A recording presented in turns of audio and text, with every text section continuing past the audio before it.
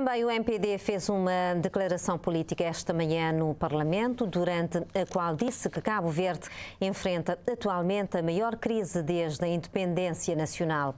O PAICV voltou a defender que medidas do governo chegaram tardiamente, com a UCID a divulgar a adoção urgente de medidas sociais com impacto positivo sobre as famílias e as empresas.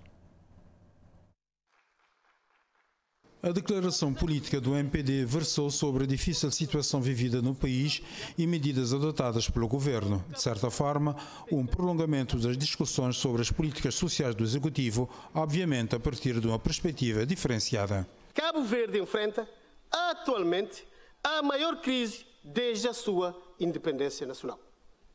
Os 5 anos sucessivos de seca que o país vem enfrentando causaram uma forte redução na produção agro-silvopastoril e no rendimento das famílias, especialmente no meio rural, contribuindo também para a deterioração da segurança alimentar e nutricional das famílias cabo-verdianas e na redução da disponibilidade de água para abastecimento público e para a agricultura irrigada. A pandemia da Covid-19 provocou uma recessão econômica de 14,8% em 2020. Atingiu fortemente o setor mais dinâmico da economia de cabo-verdiana. O turismo fez disparar o déficit orçamental para 10% do PIB e o rácio da dívida pública para 155,6% do PIB.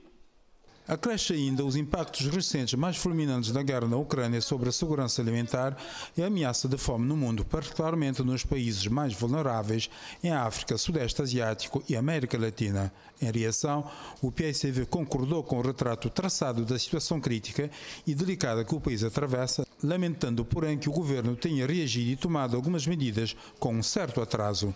Por isso, a oposição exige que o Executivo faça mais e leve em conta as dificuldades que as populações mais carenciadas atravessam, apelando a um governo de rosto humano, começando por dar o exemplo de contenção nos gastos públicos, ao invés de apenas apelar ao apertar do cinto por parte dos cidadãos que vivem com a corda ao pescoço. Realmente é um tempo difícil e um tempo de trabalhar, mas trabalhar por mais.